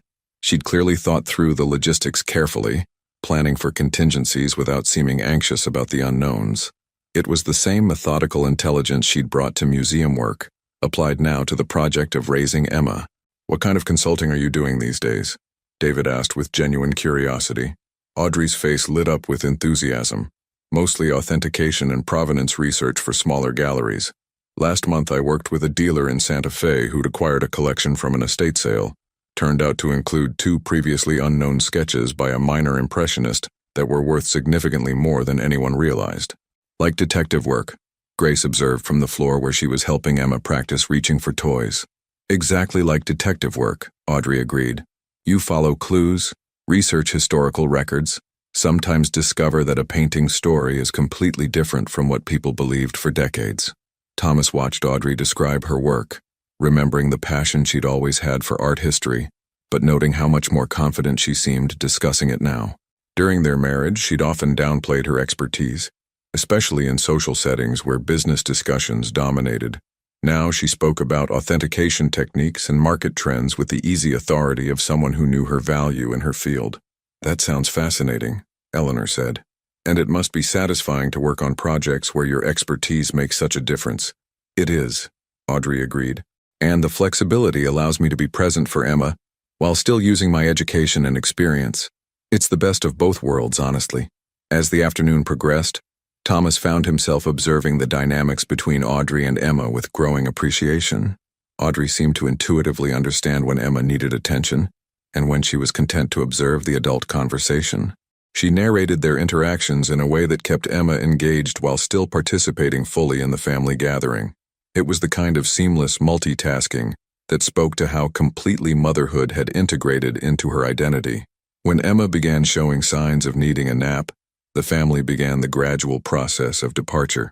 Thomas lingered, ostensibly helping with cleanup, but really wanting a few minutes of private conversation with Audrey. "Thank you for including me," he said as they worked together to restore the living room to its original order. "This was nice, seeing how you've set up your life here." Audrey looked at him directly, and Thomas caught something searching in her expression. "I'm glad you came. I wanted you to see that Emma and I are doing well, not because I need you to know that, but because I thought it might give you some peace about everything." The generosity in her statement hit Thomas unexpectedly. Even now, even after everything they'd realized about their marriage, Audrey was thinking about his emotional well-being, wanting him to be free from guilt or regret about her choices. "Can I ask you something?" Thomas said, settling Emma's toys back into their designated basket. "Of course. Do you ever miss it? Being married, I mean. Having someone to share the daily decisions with?" Audrey considered the question seriously before answering. "I miss some things about being married," she said finally. "I miss having someone to discuss interesting articles with over breakfast. I miss having a built-in date for family weddings. But I don't miss feeling like I need to get permission to want what I want. And I definitely don't miss second-guessing my instincts about what's best for my life." Thomas nodded, understanding that she was being honest without being hurtful. "I think," he said carefully, "I'm starting to learn the difference between wanting companionship and wanting someone to validate my choices." Audrey smiled, and for a moment she looked exactly like the woman he'd fallen in love with 8 years ago. Intelligent, curious, generous with her attention when someone was working through something important. "That's a good distinction to understand," she said. "And Thomas, I hope you find someone who wants to build something with you rather than just fit into what you've already built." As Thomas walked home through the afternoon sunshine, Audrey's words echoed in his mind with the weight of possibility. Build something with you rather than fit into what you've already built. For the first time since their divorce, Thomas found himself genuinely curious about what it might feel like to approach a relationship as a collaborative project, rather than an exercise in accommodation. He pulled out his phone and scrolled to the email about Villa Serena, reading it again with fresh attention. Maybe it was time to stop expanding his existing blueprint and start designing something entirely new. Thomas stood in the Villa Serena vineyard 3 months later, watching the morning mist rise from the Tuscan hills as the property owner, Marco Benedetti, explained his vision for authentic hospitality. The April air was warm with promise, carrying scents of lavender and wild herbs that reminded Thomas why he and Audrey had fallen in love with this region during their anniversary trip years ago. "You see," Marco said, his English accented but precise, "my grandmother built this villa not to make money, but to create a place where people could remember what it feels like to be truly welcomed. Every guest was treated like family, not because it was good business, but because that is how you treat people in your home." Thomas nodded, understanding that Marco wasn't just describing a hospitality philosophy, but articulating something Thomas had been struggling to define for months: the difference between achieving success and creating meaning. The challenge, Marco continued, is maintaining that intimacy while having the resources to preserve the property for future generations. We need a partner who understands that some things become more valuable when they are not scaled up. As they toured the villa's 12 unique guest rooms, each one decorated with antiques from Marco's family and artwork from local artisans, Thomas found himself thinking about Audrey's comment about building something together rather than fitting into existing structures. This partnership wouldn't follow Reed International's typical expansion model. It would require creating something entirely new, a hybrid approach that honored tradition while ensuring sustainability.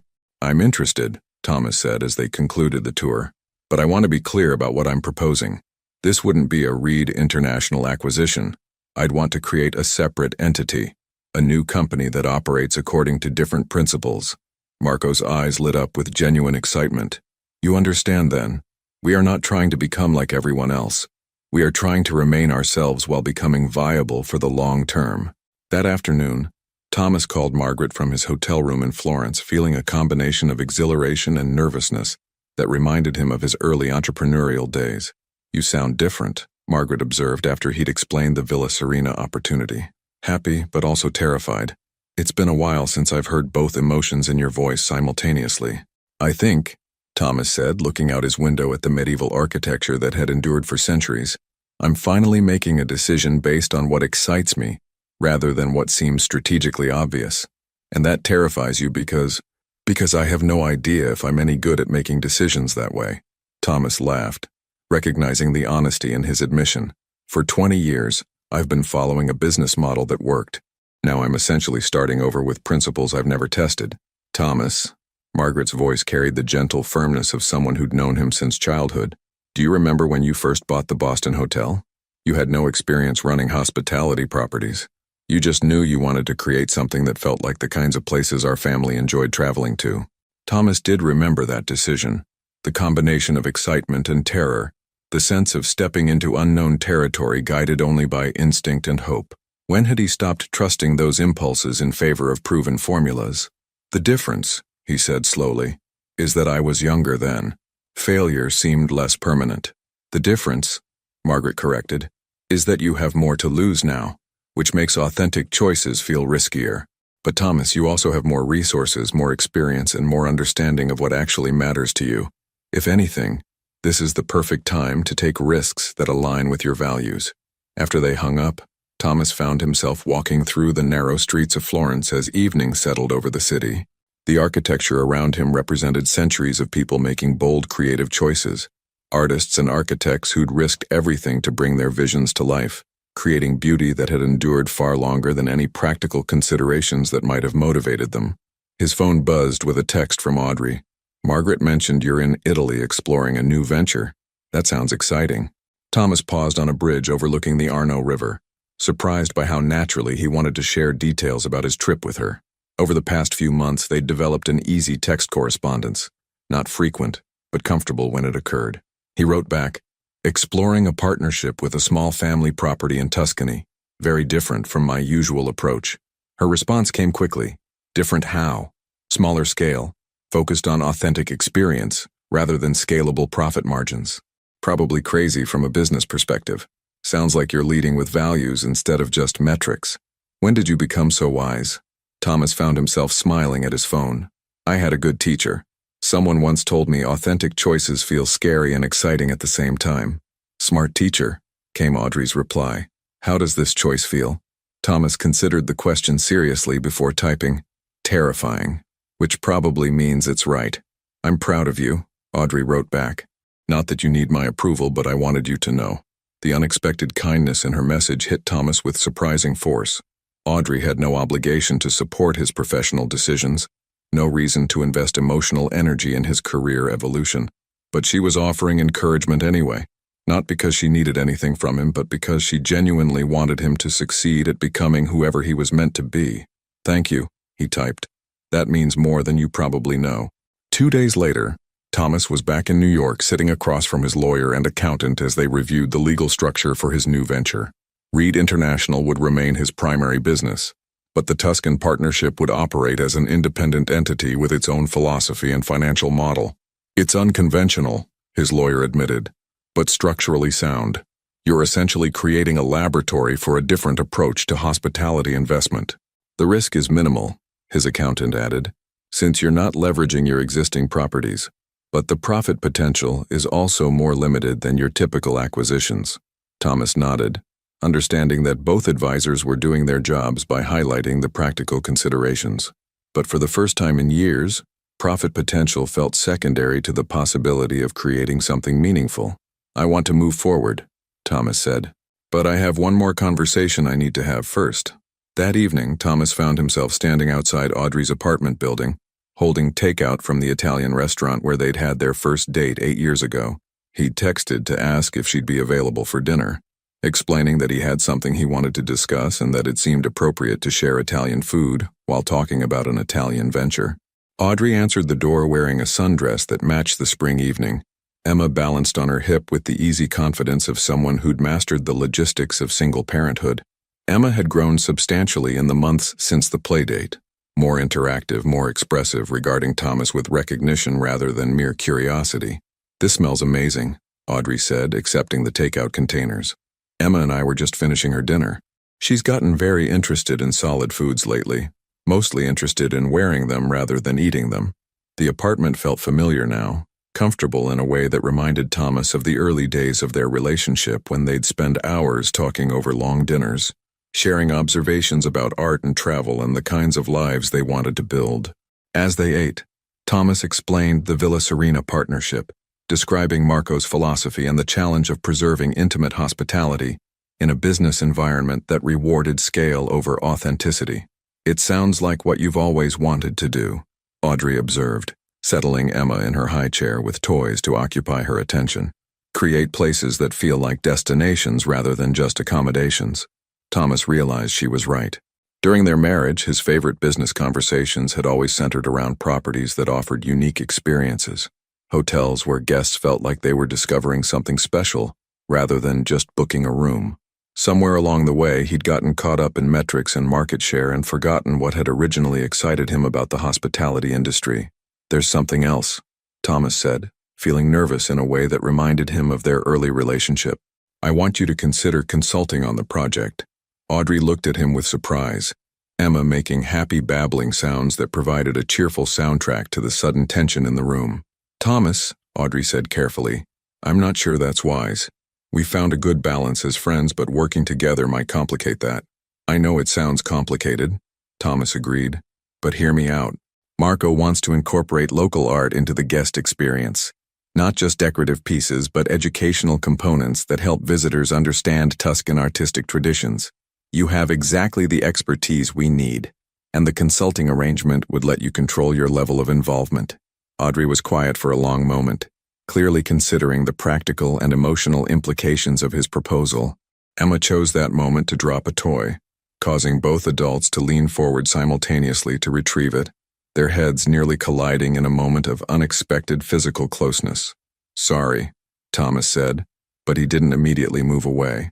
For a second, they were close enough that he could see the golden flecks in Audrey's green eyes, close enough to remember how natural it had once felt to share space with her. "I'll think about it," Audrey said finally, her voice softer than before. "It does sound like an interesting project, and I appreciate that you thought of me." As Thomas prepared to leave, Emma reached for him from her high chair, making the kind of demanding sounds that indicated she wanted attention from this familiar adult. Thomas lifted her, surprised by how solid and warm she felt, how readily she settled against his chest. "She likes you," Audrey observed, watching Emma grab Thomas's collar with tiny but determined fists. "The feeling is mutual," Thomas said, looking down at Emma's serious expression. "She's remarkable, Audrey. You've done something incredible here." "We're doing something incredible together," Audrey corrected gently. "Every day she teaches me something new about being brave enough to trust my instincts." As Thomas handed Emma back to her mother, their fingers brushed briefly, a moment of contact that felt charged with possibility, but also weighted with the complexity of their shared history. "Whatever you decide about the consulting work," Thomas said, "I want you to know that asking you was about your expertise, not about us. I'm not trying to complicate your life or create situations that make you uncomfortable. Audrey studied his face with the careful attention he remembered from their marriage, as if she were trying to decode something important in his expression. I believe you, she said finally. And Thomas, I'm proud of you for choosing a project that aligns with who you're becoming rather than just who you've been. Walking home through the warm spring evening, Thomas felt like he was finally moving towards something rather than just away from his past mistakes.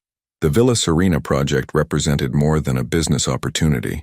It was a chance to build something that reflected his authentic values rather than his inherited assumptions about success. And maybe, if Audrey decided to join the project, it would also be a chance to discover what it felt like to collaborate with someone who truly understood both his capabilities and his growth. 2 weeks after Thomas's invitation, Audrey stood in the arrivals area of Florence's airport, Emma sleeping peacefully in her carrier, scanning the crowd for Thomas's familiar figure.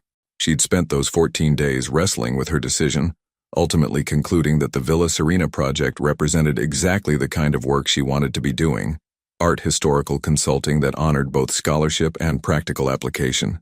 What she hadn't fully processed until this moment was how it would feel to see Thomas again, in the place where they'd once been happiest together. Audrey. Thomas appeared beside her with the easy navigation skills of someone who'd spent years moving through crowded spaces efficiently. He looked different than she remembered, more relaxed, less armored in the careful composure that had characterized him during their marriage. His shirt was linen rather than his usual pressed cotton, and his smile reached his eyes in a way that reminded her of their early relationship. Thank you for coming, Thomas said, reaching for her luggage without asking. How was Emma during the flight? She was amazing, Audrey replied, adjusting Emma's position in the carrier. She seemed to enjoy the new experiences, watching other passengers, listening to different languages. I think she's going to be a natural traveler. As they walked toward Thomas's rental car, Audrey found herself studying his profile, noting the subtle changes that 6 months of intentional living had created. His shoulders seemed less rigid, his movements more fluid. Whatever internal work he'd been doing was manifesting in physical relaxation she hadn't seen in years. The drive to Villa Serena wound through landscapes that Audrey remembered from their anniversary trip, rolling hills covered with vineyards and olive groves, medieval villages perched on hilltops like permanent sentinels overlooking valleys that had been cultivated for thousands of years. Emma was awake now, fascinated by the changing scenery visible from her car seat. She's very alert, Thomas observed, glancing in the rearview mirror at Emma's intent expression. Does she always pay such close attention to her surroundings? Always, Audrey confirmed. The pediatrician says it indicates high intelligence, but honestly, I think she's just naturally curious about how the world works. She wants to understand everything she sees. Thomas smiled at that assessment. She gets that from her mother. The comment was casual, affectionate, but it carried weight that made Audrey glance at Thomas more carefully. During their marriage, he'd rarely made observations about her personality traits, at least not in terms that suggested he'd been paying close attention to how her mind worked. This felt like recognition rather than polite flattery. Villa Serena appeared around a curve in the road exactly as Audrey remembered it. Golden stone walls covered with flowering vines, cypress trees creating dramatic vertical lines against the rolling landscape, gardens that looked both meticulously maintained and completely natural. But approaching it with Emma, as a single mother rather than a wife, felt like viewing a familiar painting from an entirely different angle. Marco Benedetti met them in the courtyard, his enthusiasm for the project evident in the way he immediately began explaining his vision for incorporating art historical context into the guest experience. As they toured the property, Audrey found herself genuinely excited by the challenges he described. How to make Renaissance artistic techniques accessible to modern travelers. How to create educational experiences that enhanced rather than interrupted the pleasure of staying in such a beautiful place. We want guests to understand not just what they're looking at, but why it was created this way, Marco explained as they stood in the villa's main salon, where 14th century frescoes covered the walls. These paintings weren't just decoration. They told stories, conveyed status, connected the family to larger cultural movements. Exactly, Audrey said, shifting Emma to her other arm as she studied the frescoes more carefully. And the techniques used here, the gold leaf application, the perspective experiments, represent a specific moment in artistic evolution. Guests could learn to see this room as a time capsule rather than just a pretty backdrop. Thomas watched Audrey discuss the artistic elements with Marco, noting how animated she became when describing the historical significance of various decorative choices. This was the Audrey he'd fallen in love with, passionate, articulate, able to make complex ideas accessible without dumbing them down. But now she was doing it while effortlessly managing Emma's needs, creating an impromptu presentation while a 7-month-old babbled commentary from her arms. That evening, after Emma had been settled in the travel crib in Audrey's room, the 3 adults gathered on the villa's terrace for dinner. The view stretched across the valley toward distant hills, and the air was warm with late spring temperatures and the scent of jasmine from the gardens below. "This project could work beautifully," Audrey said, accepting a glass of wine from Marco. "The challenge will be creating materials that enhance the experience without overwhelming it. Guests shouldn't feel like they're taking a museum tour, but like they're being invited into the cultural context that makes these spaces meaningful." "Precisely," Marco agreed. "Thomas, you have chosen an excellent consultant. Dr. Collins understands exactly what we hope to achieve." Thomas raised his glass, looking directly at Audrey. "Two excellent consultants and meaningful projects." As they touched glasses, Audrey felt something shift in the evening's atmosphere. Not quite romantic tension, but definitely a deeper level of mutual recognition than had characterized their recent interactions. They were no longer just Thomas and Audrey, the divorced couple navigating friendly post-marriage dynamics. They were collaborators, adults who understood each other's professional capabilities and were genuinely excited about creating something together. After Marco retired for the evening, Thomas and Audrey remained on the terrace, the comfortable silence between them punctuated by night sounds from the garden and the distant hum of conversation from the village below. "Can I tell you something?" Audrey said finally, setting down her wineglass and turning to face Thomas directly. "Of course. When you invited me to consult on this project, part of me was afraid you were trying to recreate something that had already ended. But being here, seeing how you're approaching this venture, I realize you're not trying to go backwards. You're building something completely new."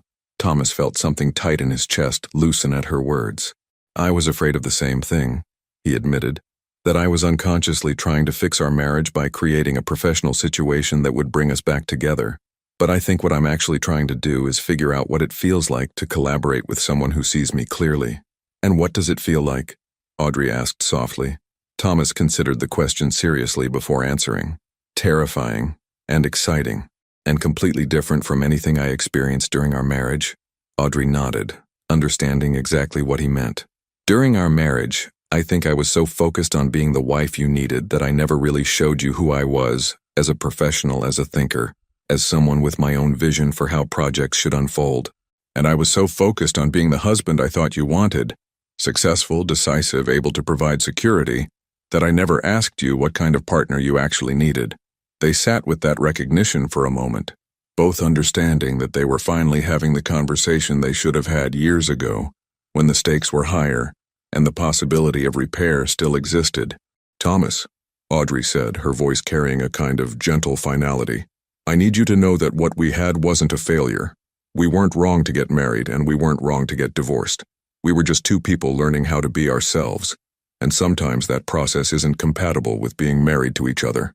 Thomas felt tears prick his eyes, not from sadness but from the relief of finally understanding their story in terms that didn't require blame or regret. "I spent so much time after our divorce trying to figure out what I'd done wrong, how I could have been different. But maybe the real question was whether either of us was ready to be married to anyone at that point in our lives." "Maybe," Audrey agreed. "And maybe the gift we gave each other was the space to become who we needed to be separately before we could figure out how to connect with anyone authentically." A sound from inside the villa indicated that Emma was stirring, probably ready for her evening feeding.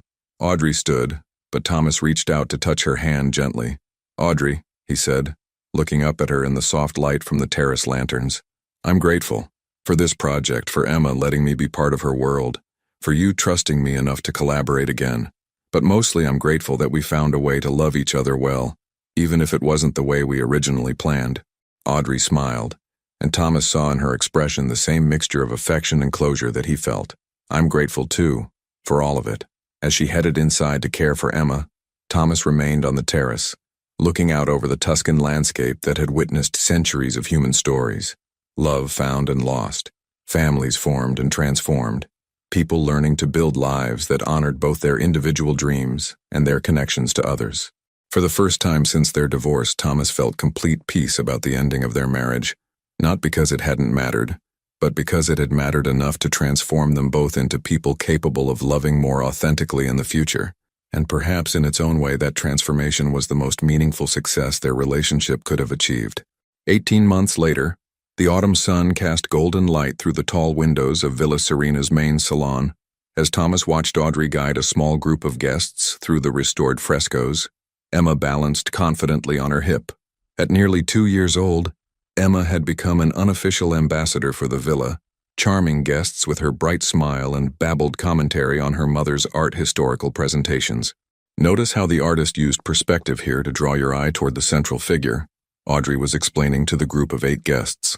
Couples celebrating anniversaries, art enthusiasts, travelers who'd chosen Villa Serena specifically for its cultural programming.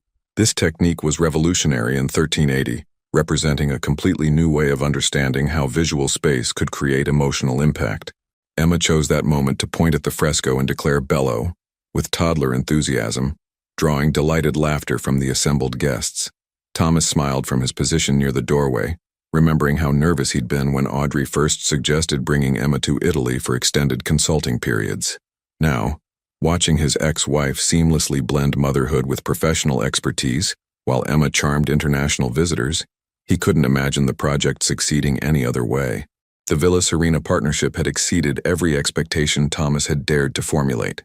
The property was booked solid through the following year, with a waiting list that included art historians, honeymoon couples, and business leaders seeking retreat spaces that offered both luxury and authenticity.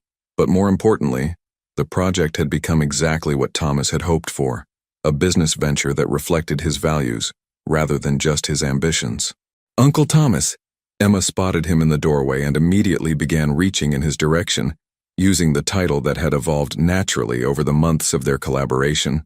"Excuse me for just one moment," Audrey said to her group, moving toward Thomas so Emma could transfer into his arms, a logistics dance they'd perfected through repetition. "How's the presentation going?" Thomas asked quietly, settling Emma against his chest where she immediately began playing with his collar buttons. "Perfectly," Audrey replied, her smile carrying the satisfaction of someone doing exactly what she was meant to be doing. "This group is particularly engaged. 3 of them have already asked about extending their stay to attend tomorrow's workshop on Renaissance painting techniques." As Audrey returned to her group, Thomas carried Emma outside to the villa's gardens, where Marco was overseeing the installation of new sculptures from local artisans. The partnership between Thomas, Marco, and Audrey had evolved into something none of them had anticipated, not just a business collaboration, but a friendship built on shared values and complementary expertise. "She is remarkable, your Audrey," Marco observed, watching through the window as Audrey gestured toward details in the frescoes. The guests always leave feeling like they have discovered secrets rather than simply received education. Thomas didn't correct Marco's assumption about possession. After 18 months, the distinction between their professional and personal relationships had become beautifully complex in ways that defied easy categorization. They weren't married, weren't dating, weren't trying to recreate their past relationship, but they had become something rarer, true collaborators who understood each other's strengths and supported each other's growth without needing to define or control the connection. "She's always been remarkable," Thomas replied, lifting Emma so she could examine the leaves of an olive tree that had been producing fruit for over a century. "I just finally learned how to pay attention." That evening, after the guests had dispersed to prepare for dinner, Thomas found Audrey on the villa's terrace where she was reviewing notes for tomorrow's workshop, while Emma played with wooden blocks nearby. The scene had become familiar over the months, Audrey seamlessly managing professional responsibilities while staying present for Emma's needs, creating a model of working motherhood that looked effortless, but Thomas knew required careful choreography. "Successful day?" Thomas asked, settling into the chair beside her. "Very," Audrey replied, closing her notebook and turning her attention fully to him, a gesture that still surprised Thomas with its generosity. During their marriage, she'd often seemed to listen to him while thinking about other things. Now her attention felt complete, chosen, rather than obligatory. "I got a call from the Metropolitan Museum today," Audrey continued. "They want to discuss a consulting position, developing educational programming that could incorporate some of the techniques we've pioneered here." Thomas felt a flicker of something that might have been possessiveness, quickly replaced by genuine excitement for her opportunity. That sounds incredible. What would it involve? Probably 3 months in New York working with their education department to design immersive experiences for major exhibitions. It would mean leaving Villa Serena temporarily, but the timing works well with Emma's development, and the position could lead to permanent opportunities if I wanted them. As Audrey described the details of the offer, Thomas realized he was witnessing something he'd never experienced during their marriage, a conversation about Audrey's professional future that centered entirely on her goals and interests, rather than how her choices might impact his plans. "It sounds perfect for you," Thomas said, meaning it completely. Museum work was always where your passion was strongest. Audrey studied his face carefully, probably checking for signs of the disappointment or subtle manipulation that had characterized his responses to her career opportunities during their marriage. "You wouldn't mind if I took Emma to New York for 3 months?" The question revealed the complexity of their current relationship. She was asking not because she needed his permission, but because his opinion mattered to her as Emma's honorary uncle and her business partner. "I'd miss you both terribly," Thomas admitted. "But Audrey, you should absolutely take the position. This is exactly the kind of opportunity you deserve." Emma chose that moment to abandon her blocks in favor of climbing onto Thomas's lap, settling against his chest with the confidence of someone who'd never questioned her welcome in his arms. Thomas wrapped his arms around her small body, noting how much heavier she'd become over the months, how her vocabulary had expanded from single words to complete sentences delivered with amusing seriousness. "Tell Thomas about your new word," Audrey prompted Emma with a smile. Emma looked up at Thomas with bright eyes. "Amicizia," she announced proudly. "Marco taught her that," Audrey explained. "It means friendship in Italian. She's been using it to describe everyone she likes." "Amicizia," Thomas repeated, testing the word. "I like that better than any English translation." As the evening settled around them, the three of them sitting together on the terrace while dinner preparations continued inside the villa, Thomas felt a profound sense of completeness that had nothing to do with romantic fulfillment or traditional family structures. This was something else entirely, a chosen connection based on mutual respect, shared values, and genuine affection for each other's authentic selves. "Thomas," Audrey said quietly, waiting until Emma had dozed against his chest before continuing, "I want you to know that this, what we've created here, has been healing for me in ways I didn't expect." "How so?" "During our marriage, I sometimes felt like I was performing the role of wife, rather than simply being myself in relationship with you. But working together here, raising Emma while building this project, it's taught me what collaboration actually feels like when both people are genuinely free to be who they are." Thomas felt the truth of her observation settle into his understanding. "I know what you mean. For the first time, I feel like I'm contributing to something that reflects my authentic values, rather than just my inherited assumptions about success." And Emma gets to see adults working together with respect and affection, even when their relationship doesn't fit conventional categories, Audrey added. "I think that's a gift we're giving her, showing her that love takes many forms, and the most important thing is that it's genuine." 6 months later, Thomas stood in his renovated Boston office, reviewing reports from Villa Serena while video calling with Audrey, who was in her temporary office at the Metropolitan Museum. Emma appeared on the screen, now confidently walking and chattering in a mixture of English and Italian that delighted everyone who encountered her. "The museum board approved the permanent position," Audrey announced, her smile indicating how pleased she was with the development. "I'll be director of immersive education, essentially creating programming that brings art historical context to life for visitors." "That's incredible," Thomas said, genuinely thrilled for her success. "And it means you'll be staying in New York permanently?" "For now," Audrey replied, "though I'm hoping to maintain my consulting relationship with Villa Serena, maybe quarterly visits to oversee programming development." "Uncle Thomas!" Emma had discovered the video call and was now waving enthusiastically at the camera. "Venire Italia. She wants to know when we're coming back to Italy," Audrey translated, laughing at Emma's determined pronunciation.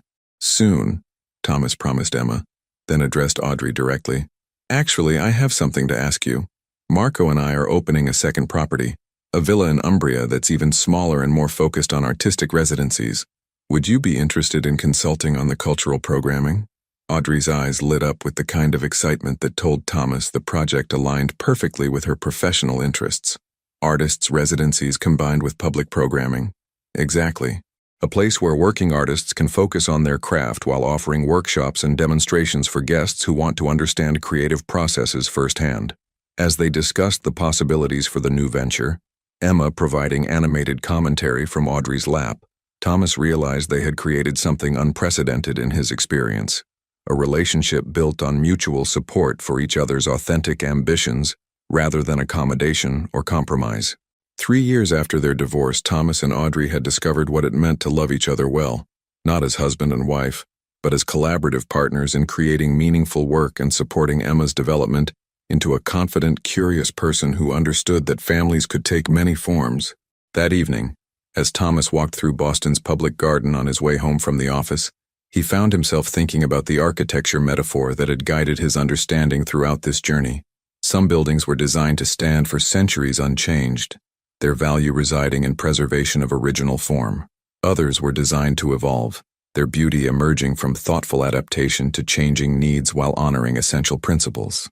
His relationship with Audrey had turned out to be the latter kind of structure, not preserved in its original form, but transformed into something more sustainable and ultimately more beautiful than what they'd initially built together.